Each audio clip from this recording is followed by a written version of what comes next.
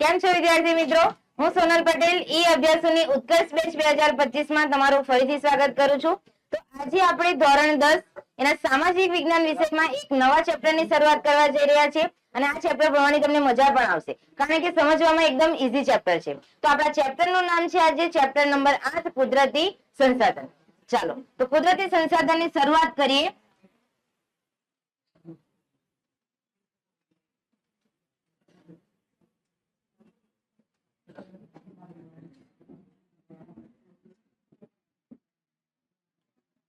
ચાલો બધાનું ધ્યાન આ બાજુ ઉપર. શરૂઆત કરી દઈએ. ચાલો તો સૌપ્રથમ આપણને કહેવામાં આવ્યું છે કે સંસાધન દ્વારા માનવીની જરૂરિયાતો જે છે એ થોડા ઘણે અથવા તો પૂરેપૂરી સંતોષી શકાય એવું આપણને કહે છે. એટલે કે આપણી આજુબાજુ આપણને જે કુદરતી સંસાધન દેખાય છે અથવા તો તમને પૂછવામાં આવે કે કુદરતી સંસાધન કયા કયા તમને ખબર જ છે. જેને આપણે આંગળી ઊંચી કરીને બોલો, આંગળી ઊંચી કરીને. હા હવા, પાણી, જમીન. હા બેસ. બરાબર. કુદરતી સંસાધનની વાત આવે તો આપણા મોંમાંથી કુદરતી સંસાધન કયા કયા નીકળે? જમીન છે, બરાબર, પાણી છે, જંગલ છે. આ બધું આપણે શું કહીએ છીએ? કુદરતી સંસાધન. ટૂંકમાં અત્યાર સુધી તમે 10મા ધોરણમાં આવ્યા તો તમને એ ખબર પડે. તો આ કુદરતી સંસાધન દ્વારા આપણી જે માનવીની જરૂરિયાતો છે એ કાં તો થોડી ઘણી સંતોષાય અથવા તો પૂરેપૂરી સંતોષી શકાય. તો કે કુદરતમાં હજારો તત્વો પડેલા છે. હવે તમે ધોરણ 10માં સામાજિક વિજ્ઞાન વિષય ભણશો અને એમાં પણ જે સાયન્સ લઈને આગળ સ્ટડી કરશે, બરાબર, એમને ખબર પડશે કે આપણા જે પૃથ્વી છે એ પૃથ્વી પર કેટલા બધા તત્વો પડેલા છે, બરાબર, જેને આપણે કાચી ધાતુ કહીએ, ધાતુ, અધાતુ, તમે બધું શીખશો. તો એ કેટલી બધી ધાતુઓ છે, અધાતુ છે, એટલે કે હજારો તત્વો છે જેના વિશે કદાચ આપણને ખબર પણ નહીં હોય કે જેના વિશે શોધ પણ નથી થઈ. તો કે તેને આપણે સંસાધન ન કહી શકીએ. બધાને આપણે સંસાધન કહી શકતા નથી. તો અહીંયા પહેલો જ પ્રશ્ન ઉદ્ભવે. ચેપ્ટરનું નામ તો છે કુદરતી સંસાધન, પણ પહેલો શબ્દ ઉદ્ભવે કે ભાઈ સંસાધન કોને કહેવાય? તો તમને એક્ઝામ્પલ આપો, પછી આપણે અંદર વાંચીએ કે અત્યારે જંગલ છે, આપણે કશે કોઈ જગ્યાએ ફરવા ગયા હોય, બરાબર, અને આપણી બાજુમાં આપણને જંગલ દેખાય તો તમને પૂછું કે આપણા માટે કુદરતી સંસાધન છે કે નથી? હું કહું નથી. હવે આપણે અંદર ભણીશું તો તમને ખબર પડશે કે સંસાધન વસ્તુ આપણે કોને કહી શકીએ. તો કે સંસાધન એટલે એવી વસ્તુ કે જેનો આપણે આપણી સ્કિલ દ્વારા, આપણા કૌશલ્ય દ્વારા ઉપયોગ કરી શકતા હોય તો આપણે એને સંસાધન કહી શકીશું, બાકી નહીં. જેમ કે એક્ઝામ્પલ આપું, પહેલાના જે આદિમાનવો હતા, બરાબર, એ આદિમાનવની વાત લઈએ અને આપણી વાત લઈએ. અત્યારે તમે અહીંયાથી છૂટો ટ્યુશનમાંથી, બરાબર, રસ્તામાં પથ્થર પડેલા હોય તો એ પથ્થર તમારા માટે સંસાધન છે, હા કે ના? ના. બરાબર, તમે પથ્થરને શું કરશો? લાત મારશો, રમતા રમતા ઘરે જશો, બરાબર. એનાથી વિશેષ તમે પથ્થરનું કશું કરવાના નથી. પણ જે આદિમાનવો હતા એ આદિમાનવ માટે પથ્થર સંસાધન હતા. કેમ સંસાધન હતા? કારણ કે પથ્થરનો ઉપયોગ કરીને એમણે કોની શોધ કરેલી? અગ્નિ. બરાબર. એટલે ક્લિયર થાય છે કે સંસાધન આપણે કોને કહી શકીશું? તો કે એવી વસ્તુ કે જેનો આપણે આપણા કૌશલ્ય દ્વારા ઉપયોગ કરી શકતા હોય, બરાબર, તો એ આપણા માટે સંસાધન, બાકી નહીં. ક્લિયર છે બધાને? પાકું? ચાલો તો એ સંસાધનની વાત કરે છે કે સંસાધન કોને કહેવાય? તો કે સંસાધન ત્યારે જ કહેવાય કે જ્યારે માનવી તેના વિશિષ્ટ જ્ઞાન કૌશલ્ય દ્વારા તેના ઉપયોગમાં લેવાય. બોલો ક્લિયર છે? એક્ઝામ્પલ આપ્યું એમાં. ચાલો આગળ વધીએ. તો કે અન્ય રીતે કહીએ તો, હવે એની વ્યાખ્યા છે, બધા યાદ રાખીશું કે જે વસ્તુ ઉપર માનવી આશ્રિત કે નિર્ભર હોય. એક એક લાઈન સમજતા જઈએ. આશ્રિત કે નિર્ભર હોય એનો મતલબ શું?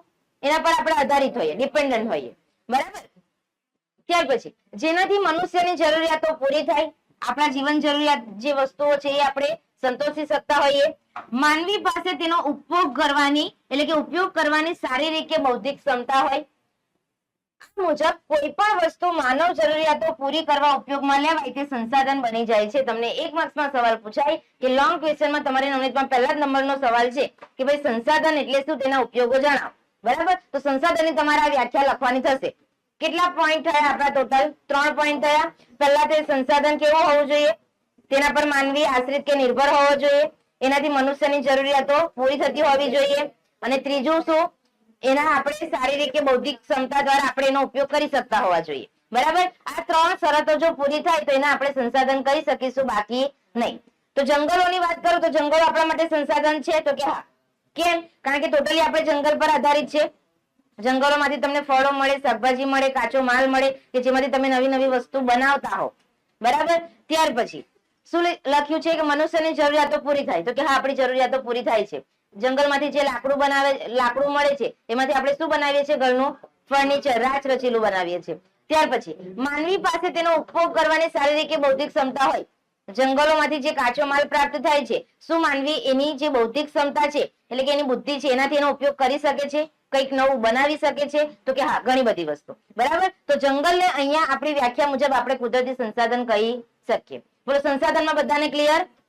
ચાલ આગળ વધીએ. પ્રાચીન સમયમાં જમીનમાં દટાયેલા ખનિજોની માનવીને જાણકારી ન હતી ત્યારે તે સંસાધન ન હતા. મેં તમને કીધું ને, અત્યારે જેની શોધ નથી થઈ, આપણને જેના વિશે ખબર નથી, એ આપણા માટે સંસાધન નથી. પણ એકવાર શોધ થઈ જાય, માનવીને એનો ઉપયોગ કરતા આવડી જાય, પછી આપણા માટે સંસાધન બની જાય. જેમ કે એક્ઝામ્પલ આપું બીજું એક, કે કોમ્પ્યુટર છે. માની લો કે 1 વર્ષનું બાળક છે, બરાબર. અત્યારના છોકરા તો બધા ઇન્ટેલિજન્ટ છે, પણ 1 વર્ષનું બાળક હોય, માની લો એની સામે મોટું આવું કોમ્પ્યુટર મૂકેલું હોય, એને કશું જ આવડતું નથી કોમ્પ્યુટરમાં, તો શું એ બાળક માટે કોમ્પ્યુટર સંસાધન કહેવાય? ના. બરાબર. પણ અત્યારે કોઈ કોલેજનો વિદ્યાર્થી હોય જેને ટેકનોલોજીનું બધું જ જ્ઞાન હોય, એક્સપર્ટ હોય એકદમ, બરાબર, તો એના માટે સંસાધન કહેવાય? તો કે હા કહેવાય. ક્લિયર થાય છે સંસાધન કોને કહેવાય? તો એની વાત કરે છે. તો કે જ્યારે ખનિજોની માનવીને જાણકારી ન હતી ત્યારે તે સંસાધન ન હતા, પરંતુ આજે તેની ઉપયોગિતા અને ખનન મતલબ કે આપણે જે ખોદકામ કરીએ છીએ એની વાત છે. ખનન પ્રવૃત્તિઓના વિકસવાથી માનવ જીવન માટે તે અત્યંત જરૂરી બન્યા છે. જેમ કે વાત કરું પેટ્રોલ ડીઝલ, તો પહેલાના જમાનામાં જ્યારે પેટ્રોલ ડીઝલ નહીં હતું, મતલબ કે પૈંડાથી ચાલતા હતા બધા વાહનો, બરાબર, ત્યારે શું પેટ્રોલ ડીઝલ એ સંસાધન હતું? ના. ધીરે ધીરે ખોદકામ થયું, એની શોધ થઈ, બરાબર, તો હવે આપણા માટે શું બની ગયું? સંસાધન બની ગયું. ક્લિયર થાય છે?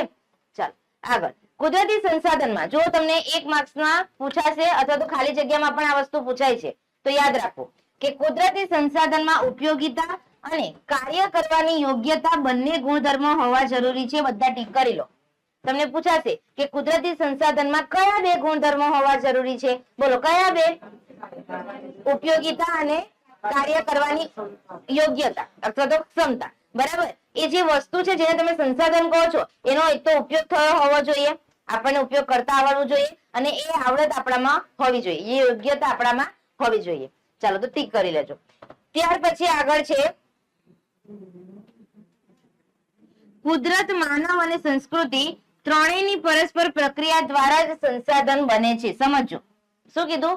આ પણ તમને પૂછાશે કે કોની પરસ્પર પ્રક્રિયા દ્વારા સંસાધન બને? કુદરત, માનવ અને સંસ્કૃતિ. એનો મતલબ શું? જો આપણને ખબર છે, આપણે ભણી ગયા છે સામાજિક વિજ્ઞાનમાં કે આપણી પૃથ્વી પર ઘણા બધા માનવીઓ રહે છે, બધાની સંસ્કૃતિ કેવી છે? અલગ અલગ. બરાબર. આપણા ભારત દેશમાં આપણને ઘણી બધી સંસ્કૃતિ જોવા મળે, તો જેવી જેની સંસ્કૃતિ હશે એવો માનવ ઘડાયેલો હશે. હા કે ના?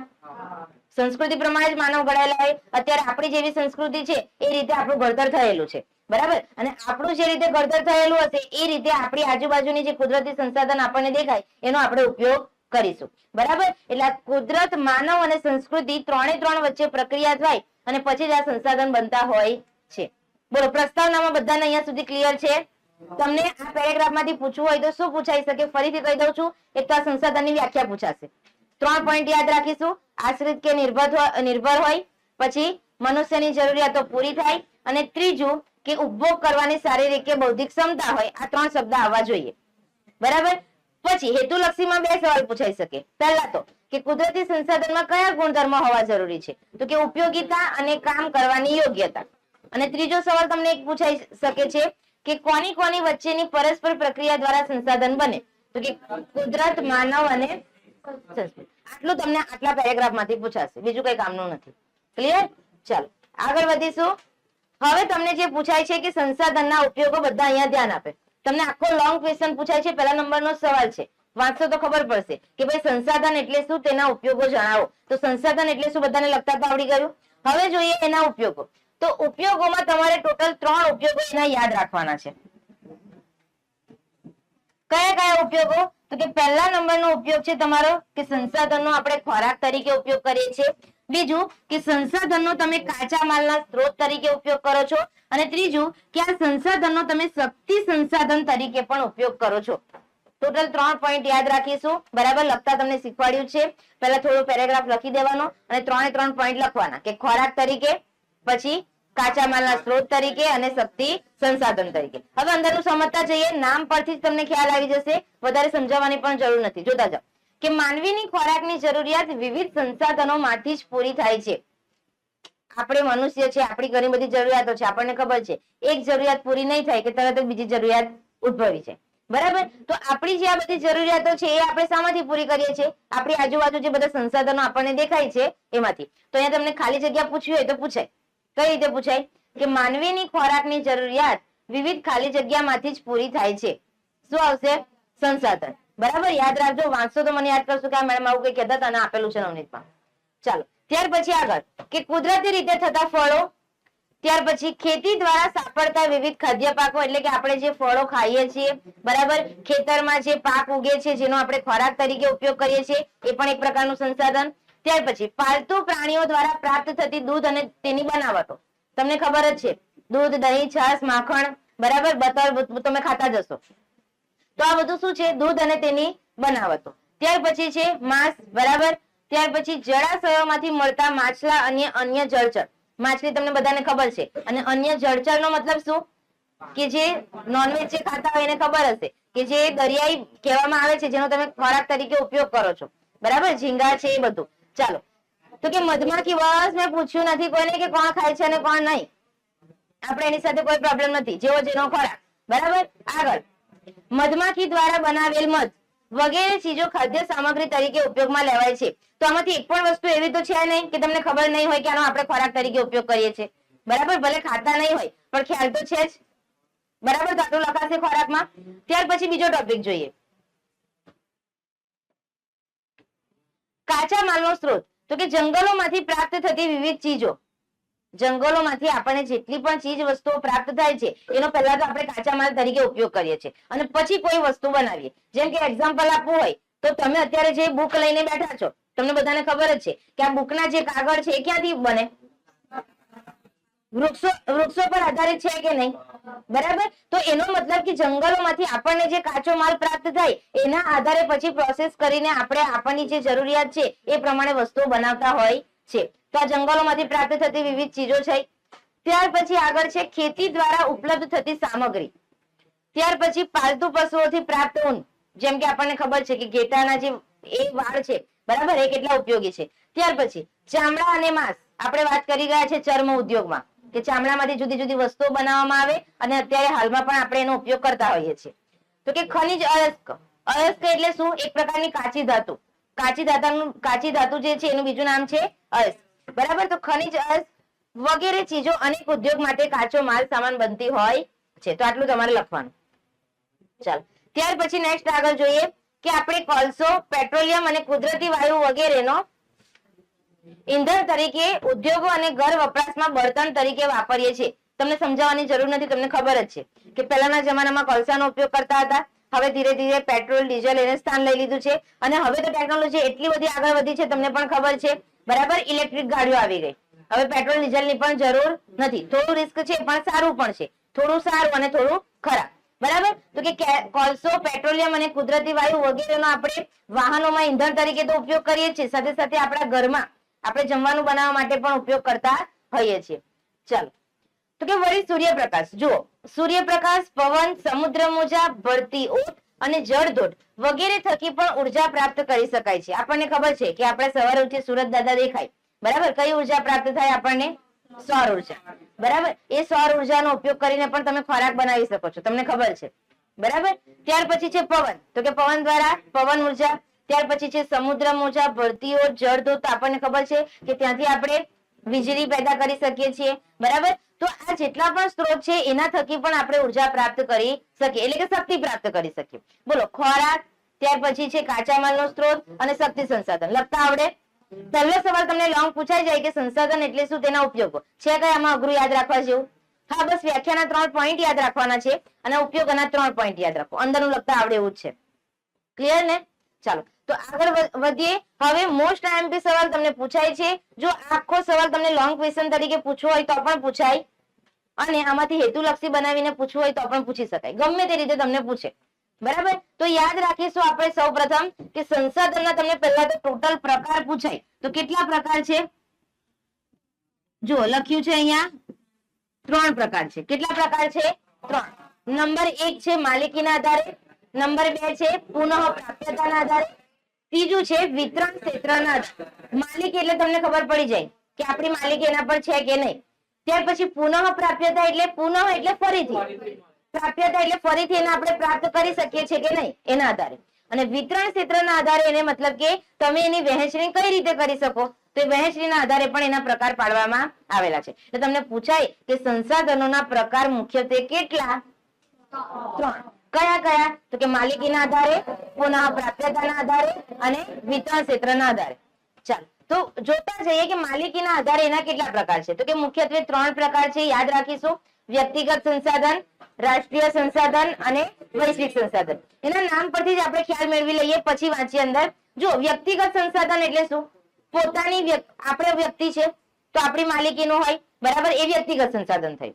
પછી રાષ્ટ્રીય સંસાધન એનો મતલબ શું? રાષ્ટ્ર એટલે શું? કોઈ દેશ, તો કોઈ દેશની માલિકીના સંસાધન, એ શું થશે?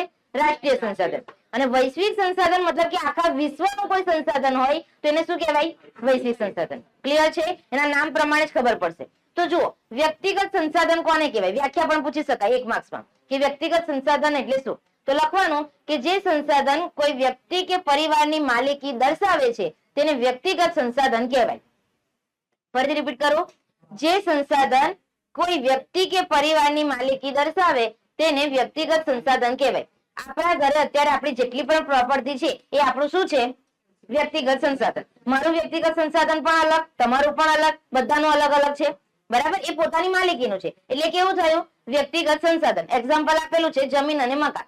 આપણે તમને અહીંયાથી પણ ક્વેશ્ચન પૂછાય હેતુલક્ષી કે જમીન અને મકાન એ ખાલી જગ્યા સંસાધનના ઉદાહરણ છે. એક્ઝામ્પલ અંદર તમને વિકલ્પો આપેલા હશે, વ્યક્તિગત, રાષ્ટ્રીય, વૈશ્વિક. શું ટીક કરવાનું? વ્યક્તિગત, બરાબર. એટલે આ રીતે પણ પૂછશે. વ્યક્તિગત ક્લિયર છે? નેક્સ્ટ જોઈએ નંબર 2 આપણને કીધું છે, બીજા નંબરમાં કીધું છે રાષ્ટ્રીય સંસાધન. મેં તમને વાત કરી એ પ્રમાણે કોઈ પણ દેશ કે પ્રદેશની સાર્વજનિક સંપત્તિ, સાર્વજનિક એટલે કે દેશની બધી વ્યક્તિઓ દ્વારા જેનો ઉપયોગ થઈ શકતો હોય એની વાત કરે છે, બરાબર. સાર્વજનિક સંપત્તિ, જેમ કે એક્ઝામ્પલ આપેલું છે લશ્કર કે આંતરરાષ્ટ્રીય વ્યાપાર. આપણે જે ઇન્ટરનેશનલ કરીએ છીએ બિઝનેસ એની વાત કરે છે. તો કે લશ્કર આપણા દેશનું જ હોય, પોતાનું છે તમારામાંથી કોઈનું, અથવા તો બહાર તમારી લડાઈ થાય તો કોઈને તમે ધમકી આપો છો કે ઉભા રહો મારી આર્મીને બોલાવું, એમ છે તમારી આર્મી? હા, આપણી આર્મી હોય પણ કેવી? 5-10 ભાઈબંધોની, એ આપણી આર્મી. એક ફોન કરીએ ને પેલા બાઇક લઈને આવી જાય ને કદાચ કોઈ પેલી સામેવાળી પાર્ટી જો આપણને મારતી હોય તો પછી એ 5 કે 10 જણ ભાગી જાય, આપણને ખબર ના પડે, એવું પણ થાય, બરાબર. તો એની વાત નથી કરતા. લશ્કર એટલે કે આપણી જે ઇન્ડિયન આર્મી છે, બરાબર, એ કેવી છે? કયા સંસાધન થયા? રાષ્ટ્રીય સંસાધન થાય. ક્લિયર થાય છે? ત્યાર પછી આગળ નંબર 3 છે વૈશ્વિક સંસાધન. તો કે વૈશ્વિક સંસાધન કોને કહીશું? તો કે એવા સંસાધન જે સમગ્ર દુનિયાની ભૌતિક અને અભૌતિક એવી તમામ સંપત્તિ કે જેનો ઉપયોગ માનવ કલ્યાણમાં થતો હોય. ભૌતિક અને અભૌતિક મતલબ કે જે તમે જોઈ શકતા હોય કે નહીં જોઈ શકતા હોય એવી બધી જ વસ્તુ, પણ હા એનો ઉપયોગ શામાં થતો હોવો જોઈએ? માનવોના કલ્યાણમાં થતો હોવો જોઈએ. તો એને આપણે રાષ્ટ્રીય વૈશ્વિક સંસાધન તરીકે ઓળખીશું. એક્ઝામ્પલ તરીકે તો કે વિશ્વના બધા રાષ્ટ્રોની સહિયારી માલિકીના સંસાધન. એનો મતલબ કે આપણું આખું જે વર્લ્ડ છે, જે વિશ્વ છે, એમાં જેટલા પણ દેશ આવેલા છે, જેમ કે આપણો ભારત દેશ છે, એવા એની આજુબાજુના જેટલા પણ દેશ છે, એ બધાની માલિકીના જેટલા પણ સંસાધનો છે એ બધાનો સમાવેશ શામાં થશે? વૈશ્વિક સંસાધન. બોલો, માલિકીના આધારે સંસાધન પૂછાય તો આવડે બધાને? આ લોંગ ક્વેશ્ચન આખો પૂછાય છે, હા, કે સંસાધનના પ્રકાર સવિસ્તાર સમજાવો. તો એનો પહેલો પાર્ટ અહીંયા કમ્પ્લીટ. ચાલો બીજો પાર્ટ જોઈએ.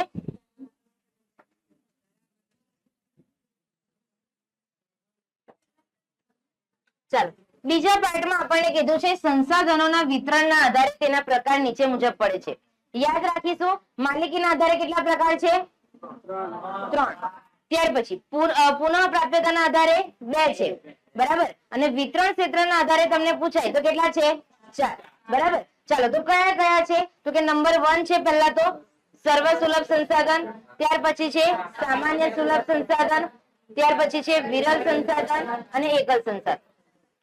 અહીંયાથી તમને પહેલા હેતુલક્ષી પૂછવું હોય તો પૂછાય કે વિતરણ ક્ષેત્રના આધારે સંસાધનોના કેટલા પ્રકાર પડે છે? 2, 3, 4, 5, 4. આ પહેલો પ્રશ્ન પૂછાય છે. ખાલી જગ્યામાં પૂછવું હોય તો પણ પૂછાય કે વિતરણ ક્ષેત્રના આધારે સંસાધનોના ખાલી જગ્યા પ્રકાર પડે છે. આપણે લખીને આવીશું 4. બરાબર, આટલું થઈ ગયું.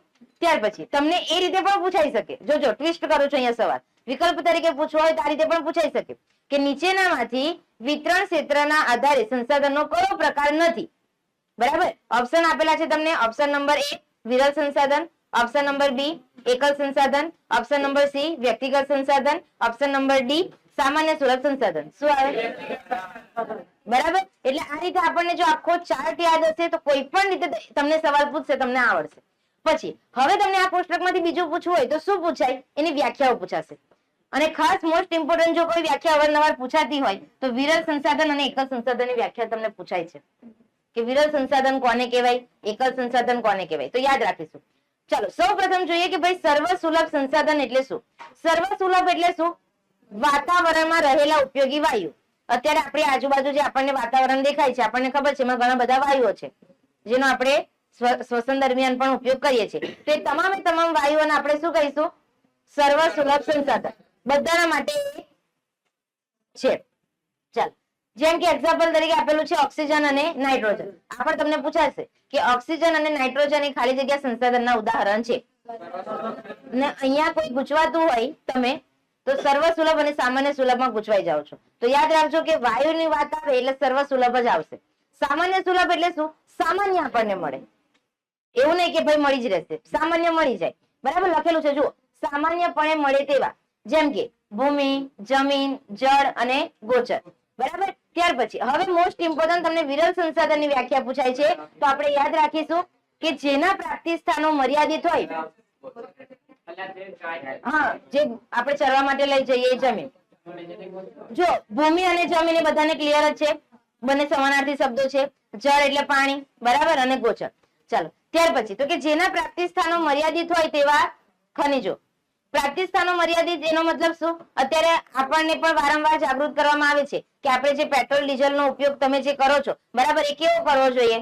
કરકસર પૂર્વક કરવો જોઈએ. કેમ? કારણ કે અત્યારે તો છે એનો જથ્થો, પણ પછી આગળ જતા એક ટાઈમ પર એવો પણ આવશે કે પેટ્રોલ ડીઝલ નહીં હોય, એટલે જ આ ઇલેક્ટ્રિક વાહનો બનવા માંડ્યા. બરાબર, કે લોકો જાગૃત થાય ને એનો ઉપયોગ કેવો થાય? એટલો ઓછો. તો પ્રાપ્તિ સ્થાનો જેટલા પણ જેના મર્યાદિત છે એ બધા ખનિજોને આપણે કેવા સંસાધન કરીશું? વિરલ સંસાધન. બરાબર, એક્ઝામ્પલ લખેલું છે કે કોલસો, પેટ્રોલિયમ, તાંબુ, સોનું, યુરેનિયમ, બધી અલગ અલગ ધાતુ છે. બરાબર, અહીંયા પણ આપણને ખબર છે કે અત્યારે પણ હાલમાં સોનાના ભાવ દિન પ્રતિદિન વધતા જ જાય છે. કેમ? કોઈ વસ્તુ એટલું સમજો કે કોઈ વસ્તુના ભાવ છે એ ક્યારે વધે? જ્યારે એનો જથ્થો ઓછો હોય ત્યારે. સરકારને ખબર છે કે ભાઈ આનો જથ્થો ઓછો છે, જો એના ભાવ આપણે ઓછા રાખીશું તો પબ્લિક તો ખરીદવા આવશે, તેનો જથ્થો પતી જશે તો કરીશું શું? આનો જથ્થો વધારે મતલબ કે ઓછો છે તો એના ભાવ કેવા કરી દીધા? વધારે. એટલે જેની જેટલી સહન શક્તિ હશે, ખરીદવાની કેપેસિટી હશે એ ખરીદશે, બાકી ખરીદશે નહીં. એટલે એનો જથ્થો જે છે એ બની રહેશે. બરાબર, ત્યાર પછી આગળ તમને પૂછાય છે કે એકલ સંસાધનની વ્યાખ્યા. તો યાદ રાખીશું કે દુનિયામાં ભાગ્યે જ એક કે બે સ્તરે મળી આવતા જે ખનિજો છે એને આપણે કહીશું એકલ સંસાધન. દુનિયા એટલે આખા વિશ્વની વાત કરે છે. વિશ્વના કોઈ એક કે બે સ્થળે જે મળી આવે એને કહેવાય એકલ સંસાધન. અને એનું એક્ઝામ્પલ આપેલું છે ક્રાયોલાઇટ ખનિજ, જેની રાસાયણિક સૂત્ર છે તમારું, ખાલી જાણકારી માટે Na3Al-F6. શું નામ છે ક્રાયોલાઇટ નું? લખી લો, Na3Al-F6 લખી લો બધા. રાસાયણિક સૂત્ર છે એનું રાસાયણિક નામ પણ લખું છું, લખી દો, સોડિયમ હેક્ઝા ફ્લુરો એલ્યુમિનેટ. તમને પૂછાશે નહીં પણ યાદ રાખજો, કદાચ પૂછાઈ જાય. ક્રાયોલાઇટ ખનિજ એનું રાસાયણિક સૂત્ર શું? Na3Al-F6 અને એનું નામ શું છે? Sodium hexafluoroaluminate. ચાલો, તો કે આ ક્રાયોલાઇટ ખનિજ છે ક્યાંથી મળી આવે છે? તો કે ફક્ત અને ફક્ત ગ્રીનલેન્ડ માંથી જ મળી આવે છે. અહીંયાથી તમને ખાલી જગ્યા પૂછાશે કે ક્રાયોલાઇટ ખનિજ જે છે એ ખાલી જગ્યાએથી મળી આવે છે. શું આવશે? ગ્રીનલેન્ડ. ચાલો લખી લો, પછી આગળ વધીએ.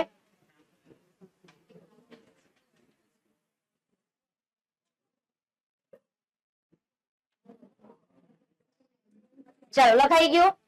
તો બધાનું ધ્યાન આ બાજુ ફરીથી. હવે આપણે જઈ રહ્યા છીએ વિતરણ ક્ષેત્રના આધારે, બધાને ક્લિયર થઈ ગયું.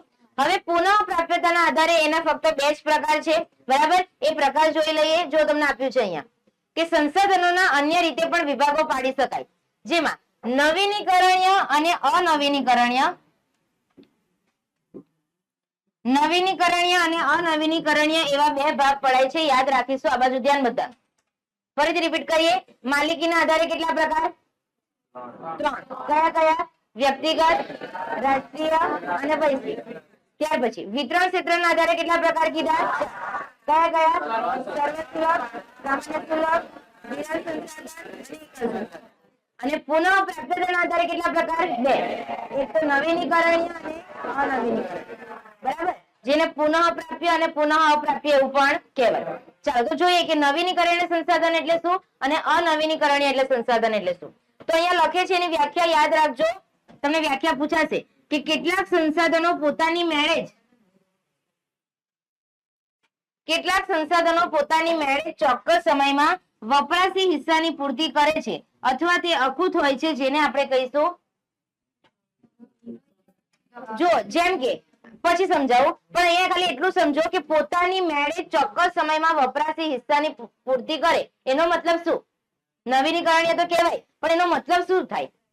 વપરાશી હિસ્સાની પૂર્તિ કરે એનો મતલબ સુરત દાદા છે માની લો, બરાબર? આપણે સૌર ઉર્જાનો ઉપયોગ કરી લીધો, તરત જ બીજી સૌર ઉર્જા આવી જાય. એટલે જેટલો ભાગ આ માનવીઓ દ્વારા ઉપયોગમાં લેવાય છે તરત જ એની શું કરી નાખે? પૂર્તિ કરી નાખે છે. અખૂટ છે, એ કોઈ દિવસ ખૂટવાનો નથી. બરાબર? તો એવા સંસાધનો કેવા કહેવાશે? નવીનીકરણીય સંસાધનો. જેમ કે એક્ઝામ્પલ છે કે જંગલો, સૂર્યપ્રકાશ, પશુ પક્ષીઓ વગેરે આ વર્ગમાં આવે છે. એટલે યાદ રાખીશું આપણે એની વ્યાખ્યામાં શું આવવું જોઈએ કે જે પોતાની મેળે ચોક્કસ વપરાશી હિસ્સાની પૂર્તિ કરે અને બીજું કે અખૂટ છે એવા બધા સંસાધનોને આપણે નવીનીકરણીય સંસાધનો કહીશું. ત્યાર પછી આગળ કે અનવીનીકરણીય સંસાધનો કોને કહેવાય? તો કે જે સંસાધનો એકવાર વપરાયા પછી પુનઃ ઉપયોગમાં લઈ શકાતા નથી અથવા તો તેને ફરી બનાવી શકાતા નથી કે નજીકના ભવિષ્યમાં જેનું પુનઃ નિર્માણ અશક્ય છે, તો તેવા સંસાધનોને આપણે કહીશું અનવીનીકરણીય સંસાધન. મતલબ કે અત્યારે આપણે પેટ્રોલ ડીઝલનો ઉપયોગ કરીએ છીએ, શું ભવિષ્યમાં આપણે આપણી જાતે બનાવી શકીશું? ના. સોનાનો અત્યારે આપણે ઉપયોગ કરીએ છીએ, શું ભવિષ્યમાં આપણે એનો ઉપયોગ કરી શકીશું? ના. બરાબર? તો અહીંયા લખેલું છે જુઓ કે જે સંસાધનો એકવાર વપરાયા પછી પુનઃ ઉપયોગમાં લઈ શકાતા નથી, તેને ફરી બનાવી શકતા નથી અને નજીકના ભવિષ્યમાં તેનું પુનઃ નિર્માણ અશક્ય છે, તેને આપણે કહીશું અનવીનીકરણીય સંસાધન. જેમ કે ખનિજ કોલસો, પેટ્રોલિયમ, કુદરતી વાયુ આ બધા કેવા છે? જેને આપણે ફરીથી બનાવી શકતા નથી, જેનો ફરીથી આપણે ઉપયોગ કરી શકતા નથી. બોલો, સંસાધનોના પ્રકારમાં ક્લિયર થયું બધાને? બરાબર? તો આ આખું કોષ્ટક ખૂબ જ મહત્વનું છે, હજુ પણ કહું છું. બરાબર? કારણ કે આમાંથી તમને વ્યાખ્યાઓ પણ ઘણી બધી પૂછાશે, નાના નાના વિકલ્પો પણ પૂછાશે, ખાલી જગ્યાઓ પણ પૂછાશે અને 1 માર્ક્સના સવાલ પણ આવશે અને 2 લોંગ ક્વેશ્ચન પણ આપણા થઈ ગયા આટલામાંથી. પહેલો ક્વેશ્ચન આપણે ભણી ગયા સંસાધનોના પ્રકાર એટલે શું, તેના ઉપયોગો જણાવો, અને બીજો સવાલ અત્યારે આપણે ભણી ગયા સંસાધનોના પ્રકાર. તો આ 2 લોંગ ક્વેશ્ચન પણ તમારા થઈ ગયા. ચાલો, હવે તમને એક લોંગ ક્વેશ્ચન પૂછાય છે કે કુદરતી સંસાધનોના આયોજન અને સંરક્ષણ માટે કઈ બાબતોનું ધ્યાન રાખવું જોઈએ. બરાબર? એકદમ ઈઝી ક્વેશ્ચન છે, બધાને આવડી જાય એવો છે. ચાલો, પણ પહેલા અત્યાર સુધી જે ભણ્યા છે એનું થોડું રિવિઝન કરી લઈએ. બરાબર? પછી ટોપિક પર જઈએ. ચાલો, બધાનું ધ્યાન આ બાજુ.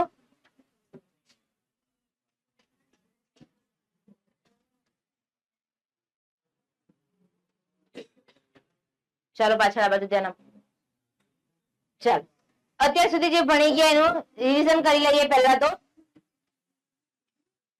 ચાલો, આપણે કુદરતી સંસાધનમાં પહેલા એનો અર્થ જોઈ ગયા. 3 શબ્દ તમને મેં યાદ રાખવાના કીધા. કયા 3 શબ્દ?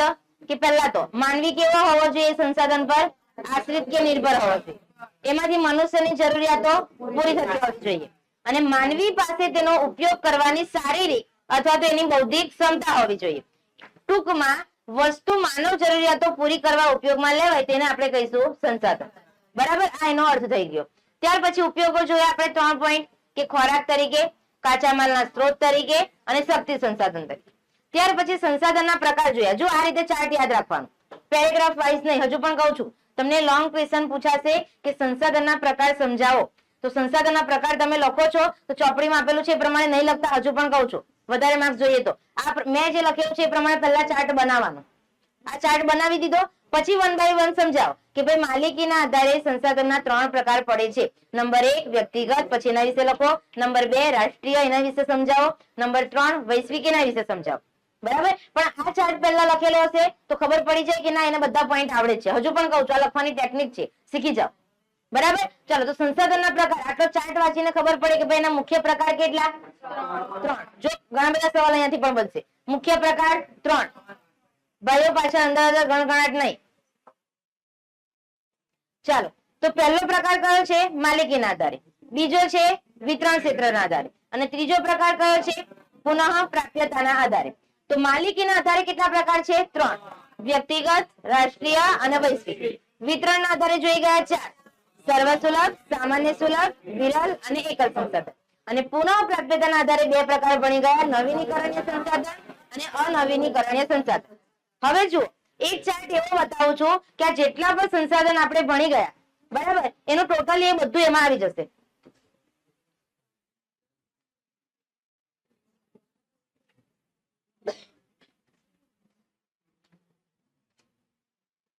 જો આ રીતે તમે એક ચાર્ટ બનાવી દીધો હોય, બરાબર, તો અલગથી તમારે બધું મોડે કરવાની કોઈ જરૂર નથી. આમાં બધું તમારા જેટલા પણ તમે સંસાધન ભણી ગયા છે એ બધું આવી જશે. જેમ કે રિવિઝન કરવું હોય તો તરત જ જોઈ લેવાનું કે વ્યક્તિગત સંસાધન કોને કહેવાય? તો કે એની માલિકી કેવી હશે? વ્યક્તિ અથવા તો કોઈ પરિવારની. તો એને આપણે શું કહીશું? વ્યક્તિગત સંસાધન. એક્ઝામ્પલ તરીકે જમીન અને મકાન.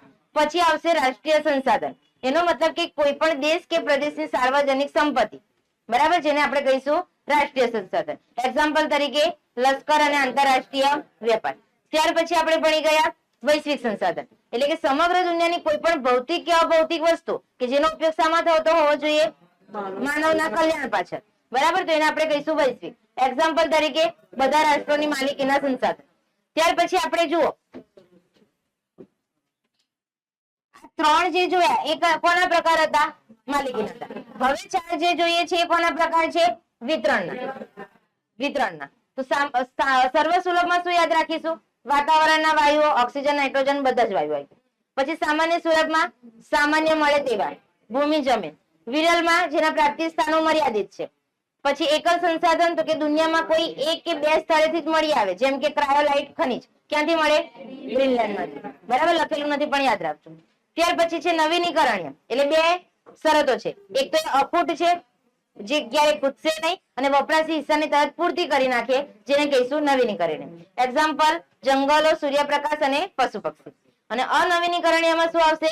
એક જ વાર એનો ઉપયોગ નહીં થાય, બરાબર, એટલે કે એક વાર ઉપયોગ કરીએ પછી ફરીથી એને આપણે ઉપયોગ કરી શકતા નથી અને ફરીથી આપણે એને બનાવી શકતા નથી. ખનિજ, કોલસો, પેટ્રોલિયમ અને કુદરતી ગેસ. બોલ આટલું આપણે અત્યાર સુધી ભણી ગયા. યાદ રહી ગયું બધાને? ચાલો તો એના પછીનું નેક્સ્ટ જોઈએ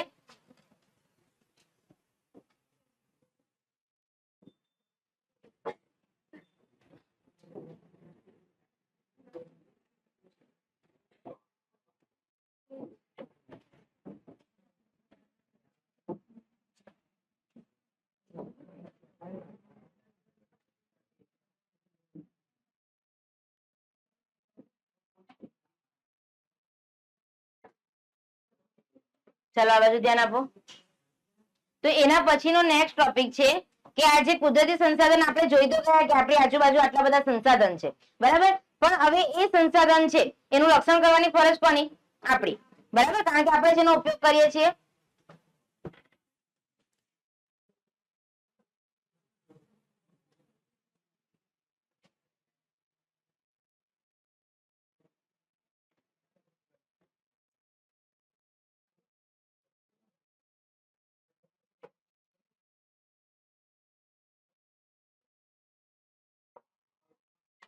ચાલો તો શરૂઆત કરીએ સંસાધનોનું આયોજન અને સંરક્ષણ. માનવીની જરૂરિયાતો કેવી છે? અમર્યાદિત. આ જે આવી ગયું છે આગળ કે માનવીની જરૂરિયાતો અમર્યાદિત છે, પણ સામે જે એમાંથી આપણે જરૂરિયાતો પૂરી કરીએ છીએ, જે સંસાધનો છે એ કેવા છે? મર્યાદિત છે. બરાબર, અહીંયાથી તમને ખાલી જગ્યા પણ પૂછાય કે માનવીની જરૂરિયાતો ખાલી જગ્યા છે તો કેવી? અમર્યાદિત. અને તમને એ પણ પૂછાઈ શકે કે સંસાધનો ખાલી જગ્યા છે તો મર્યાદિત. ચાલો તો કે છેલ્લા 100 વર્ષોમાં માનવી દ્વારા વિજ્ઞાન અને તકનીકી ક્ષેત્રે થયેલ અસાધારણ વિકાસથી અને ભયંકર વસ્તી વિસ્ફોટથી સંસાધનોનો વપરાશ ખૂબ જ વધી ગયો છે. આપણને પણ ખબર છે કે પહેલા ટેકનોલોજીની હાલત શું હતી અને અત્યારે શું છે. ટેકનોલોજીનો પહેલા એટલો બધો વિકાસ થયેલો હતો નહીં, અને અત્યારે આપણે જોવા જઈએ તો બધી જગ્યાએ આપણને ટેકનોલોજી જોવા મળે. બરાબર. નાનામાં નાની વસ્તુ હોય ત્યાં પણ ટેકનોલોજીએ મતલબ કે એની જગ્યા બનાવી લીધી છે એવું કહીએ તો ચાલે. એક બાજુ ટેકનોલોજી આવે છે અને બીજી બાજુ આપણે જોવા જઈએ તો આપણા ભારત દેશમાં શું થાય છે? વસ્તી વિસ્ફોટ. એનો મતલબ કે વસ્તીની સંખ્યા ધીમે ધીમે વધી રહી છે. પહેલા આપણો ભારત દેશ છે એ વસ્તીની દ્રષ્ટિએ કયા નંબરે હતો? બીજા નંબર. હવે ધીમે ધીમે પહેલા પર છે. બરાબર. એટલે આ શું થયું છે? વસ્તીનું પ્રમાણ દિન પ્રતિદિન વધતું જાય છે. ભલે ગમે તેટલા જાગૃતિના પ્રયત્નો થાય પણ વસ્તીની સંખ્યા વધતી જ જાય છે. બરાબર. ચાલો, તો કે આ પરિસ્થિતિ વિશે આપણે જો ગંભીરતાથી નહીં વિચારીશું તો ભવિષ્યમાં તેના માઠા પરિણામ ભોગવવા પડશે. મીઠા નહીં, માઠા પરિણામ એટલે કે જેને આપણે કલ્પના પણ કરી શકતા નથી. બરાબર. અત્યારે આપણે જોઈએ કે અમુક પ્રાપ્તિ સ્થાનો આપણી બાજુ કેવા છે? મર્યાદિત છે. હવે મર્યાદિત છે એનો અત્યારે આપણે બેફામ જ ઉપયોગ કર્યા કરીશું તો આપણી જે આવનારી પેઢીઓ છે એ લોકો શું કરશે? અત્યારે તો બધા સ્વાર્થી છે. આપણે આપણું જ વિચારીએ કે આપણે અત્યારે ઉપયોગ કરી લો ને પછી જોઈ લઈશું. બરાબર. ચાલો, તો કે એટલે જ તો ભવિષ્યની પેઢીઓ માટે સંસાધનોનું સંરક્ષણ કરવું એ આપણા સૌની ફરજ છે. યાદ રાખજો.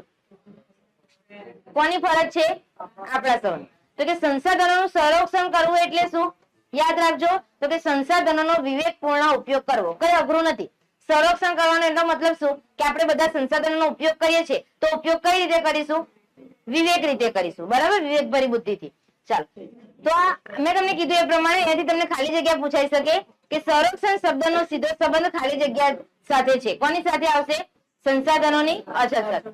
કે સંસાધનોની અછત છે એના કારણે આપણે એનું સંરક્ષણ કરવું જરૂરી છે. તો કે વર્તમાનમાં જે રીતે દોહન થતું રહ્યું છે, દોહન એટલે કે એનો બેફામ ઉપયોગ થતો રહ્યો છે. બરાબર. તો કે આ પ્રકારે સંસાધનોનો આડેધડ દોહન અને અવિવેકભર્યો વપરાશ જો ચાલુ રહેશે તો વિકાસ અને વર્તમાન જીવન સ્તર જાળવી રાખવું લગભગ સ્વપ્નવત થઈ જશે. એનો મતલબ શું? કે અત્યારે જે આપણે હાલમાં જે જીવન જીવી રહ્યા છે, બરાબર, એવું જીવન જીવવાનું આપણું એક સપનું રહી જશે. બરાબર. અત્યારે જે આપણે એનો બેફામ ઉપયોગ કરી રહ્યા છે એવું જો ચાલુ ને ચાલુ રહ્યું, બરાબર, તો આવનારી પેઢી છે એ આપણા જેવું જીવન જીવી શકશે નહીં. ચાલો, તો કે આ માટે તેનો વિવેકપૂર્ણ ઉપયોગ, તેનું સંરક્ષણ અને તેનો પુનઃ ઉપયોગ જેવી બાબતો તેમાં સમાવિષ્ટ છે.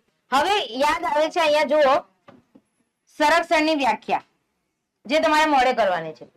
તમને અહીંયાથી પૂછાશે કે સંરક્ષણ એટલે શું? તો યાદ રાખીશું કે જ્યારે કોઈ વૃક્ષ કે જીવના અસ્તિત્વ પર સંકટ હોય, કોના પર? કોઈ પણ વૃક્ષ કે જીવના અસ્તિત્વ પર સંકટ હોય ત્યારે તે માટે ગોઠવેલ વ્યવસ્થાપનને શું કહેવાય? સંરક્ષણ. યાદ રાખીશું. ફરી રિપીટ કરું છું.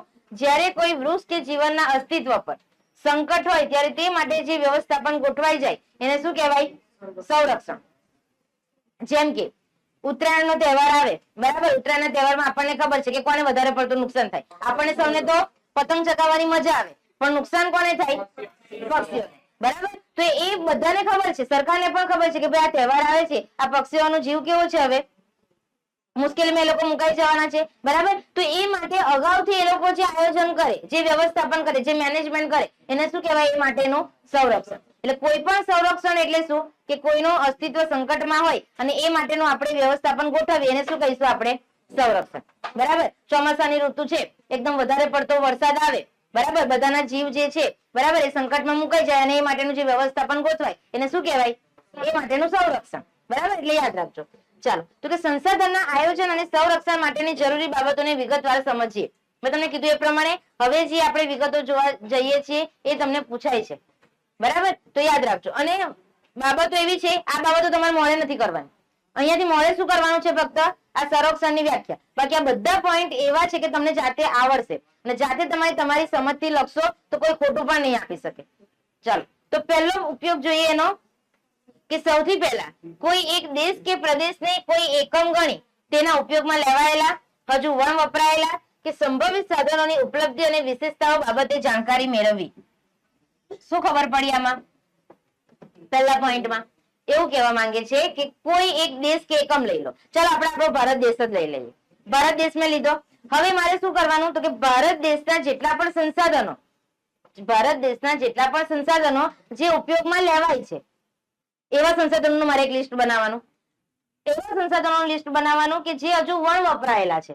વણ વપરાયેલા મતલબ કે હજુ અડધા વપરાયેલા છે, અડધા વપરાયેલા નથી. અને બીજું કે જે સંસાધનોની ઉપલબ્ધિ મતલબ કે જે સંસાધનો ઉપલબ્ધ થઈ શકે છે જ્યાંથી, બરાબર, એવી વસ્તુઓનું મારે આખું લિસ્ટ બનાવવાનું. બરાબર. અને એની જેટલી પણ વિશેષતાઓ છે એ પહેલા મારે એની જાણકારી મેળવી લેવા.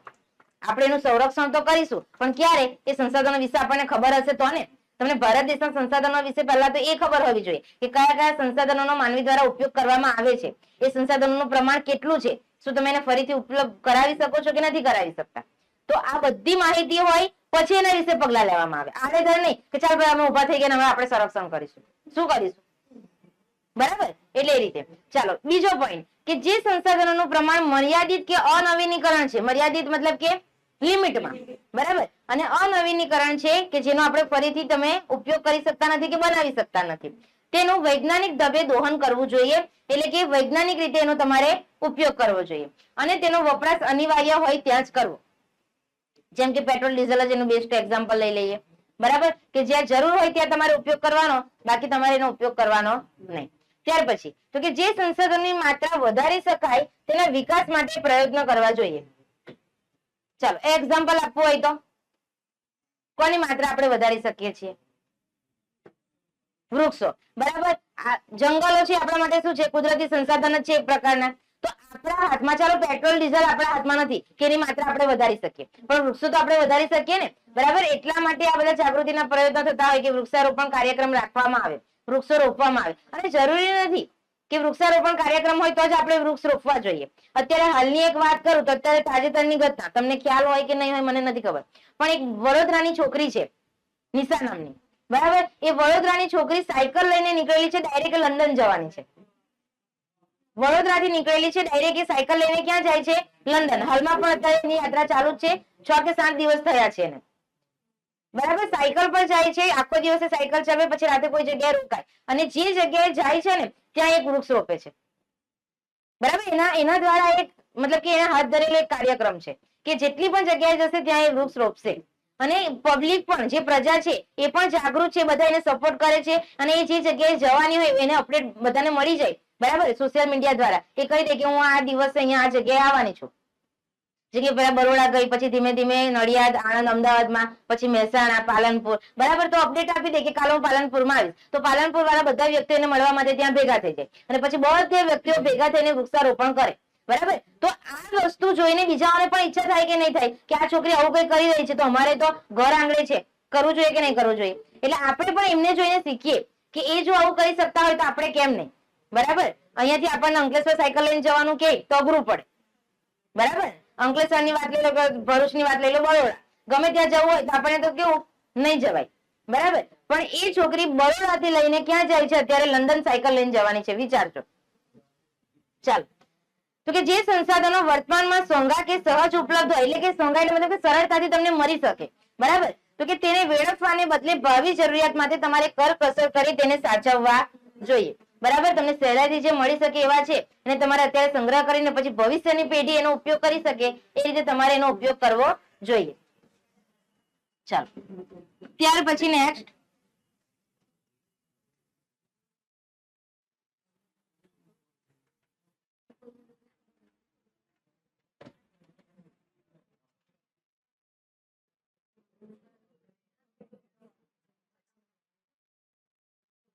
ચાલો આગળ આપણને કીધું છે કે જે મર્યાદિત માત્રામાં ઉપલબ્ધ છે તેવા સંસાધનો જાળવી રાખવા અને તકનીકી વિકાસ દ્વારા, સમજો, તકનીકી વિકાસ દ્વારા તેના વૈકલ્પિક સ્ત્રોતની શોધ લાંબા ગાળે વધારે ફાયદાકારક છે. વૈકલ્પિક સ્ત્રોતની શોધ કરવી એટલે એનો મતલબ શું? વૈકલ્પિક સ્ત્રોતની શોધ એનો મતલબ શું? આપણે જે સંસાધનનો ઉપયોગ કરીએ છીએ આપણને ખબર છે કે ભવિષ્યમાં આપણે એને બનાવી શકીશું નહીં, પણ હા એનો કોઈ વૈકલ્પિક સ્ત્રોત હોય કે પેટ્રોલ નહીં હોય તો બીજી કોઈ વસ્તુથી ચાલી જાય, બરાબર. તો એની આપણે શોધ કરવી જોઈએ એવું કહેવા માંગે છે. જેમ કે અત્યારે ભૂખ લાગી હોય, બરાબર, ચાલો આપણે આજુબાજુ તો કે અત્યારે વડાપાવ નથી, દાબેલી મળે છે, કઈ નહીં દાબેલી આવવા દો, એના જેવું, બરાબર. ચાલ તો કે સંસાધનોના સંરક્ષણ માટે તંત્ર દ્વારા જરૂરી કાયદા કે નિયમો બનાવી તેનું અમલીકરણ કરાવવું જોઈએ, બરાબર. એટલે આપણી સરકાર દ્વારા આપણને ખબર જ છે કે વૃક્ષો છે એના સંરક્ષણ માટેના કાર્યક્રમો થાય છે, પણ સાથે સાથે એવા કાયદા પણ છે, બરાબર, કે વૃક્ષો તમારે કાપવા જોઈએ નહીં.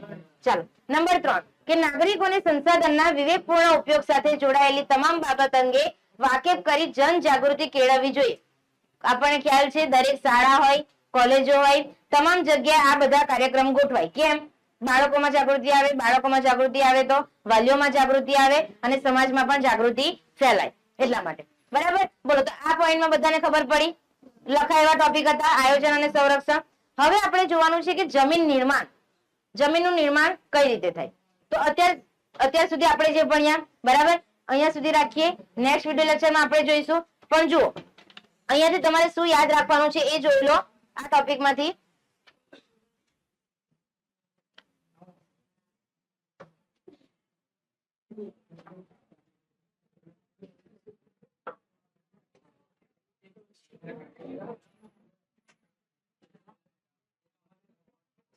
ચાલો આ બાજુ ધ્યાન આપો.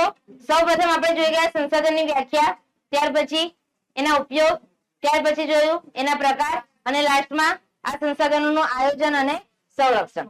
તો અહીંયાથી તમારે યાદ શું રાખવાનું છે નેક્સ્ટ આપણે જે ભણી ગયા એ જો તમને કીધું એ પ્રમાણે શું યાદ રાખવાનું છે. એક તો સંરક્ષણનો અર્થ શું છે તો કે જ્યારે કોઈ વૃક્ષ કે જીવના અસ્તિત્વ પર સંકટ હોય અને તે માટે ગોઠવાયેલ વ્યવસ્થાપનને આપણે શું કહીશું તેનું સંરક્ષણ. બરાબર. પછી આ જમીનનું નિર્માણ અને જમીન જ્યારે ભણીશું ત્યારે વાત કરીશું. બોલો તો અહીંયા સુધી જે ભણ્યા એ યાદ રહેશે બધાને બરાબર. તો નેક્સ્ટ વિડિયો લેક્ચરમાં અત્યાર સુધી જે ભણ્યા છે પહેલા એનું આપણે રિવિઝન કરીશું. તો બધાએ શું કરીને આવવાનું વાંચીને આવવાનું છે બરાબર. તો વિદ્યાર્થી મિત્રો આજનો આપણે વિડિયો લેક્ચર અહીંયા કમ્પ્લીટ કરીએ.